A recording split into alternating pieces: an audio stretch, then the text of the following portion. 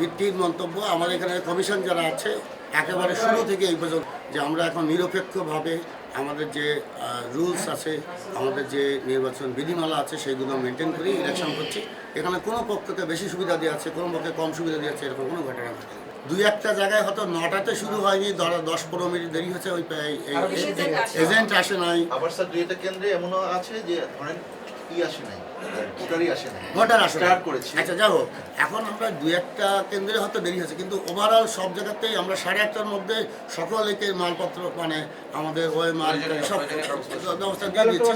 এবং ওনারা বেশিরভাগই শুরু হচ্ছে 9টাতেই হওয়ার কথা, এর আগে না।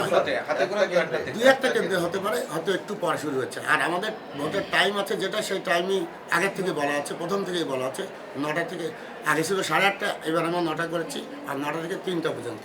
এর মধ্যে কথা হলো 9টার মধ্যে 3টার মধ্যে যারা ক্যাম্পাসে ঢুকে যাবে, ভোট কেন্দ্রে যারা ঢুকে যাবে তাদেরকে ভোট নেওয়া হবে, সেটা ততক্ষণ লাগবে। আমরা ওই যে বললাম, আমরা যখন শুনেছি যে এরকম পড়েছে, আমরা নিজেরা প্রত্যেকটা কেন্দ্র সার্চ করেছি।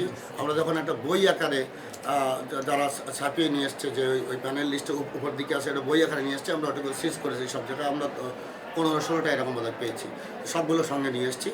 আর আমরা বলেছি যে এইগুলো ব্যবহার করা যাবে না, আমাদের যে ওয়েবসাইটে যে ভোটার লিস্ট দেওয়া আছে সেই লিস্টটা ব্যবহার করা যাবে, যেটা অনেকেই ব্যবহার করছে। বলে এটাই তোমরা ব্যবহার করো, এবং এর বাইরে ক্যান্ডিডেটরা যদি নিয়ে আসে তাদের কাগজকে, তাহলে মানে ক্যান্ডিডেট না, সরি ভোটার না, তাহলে কোনো অসুবিধা নেই, কিন্তু কেউ রেখে যেতে পারবে না, সেটা আমার নিয়ে যেতে হবে।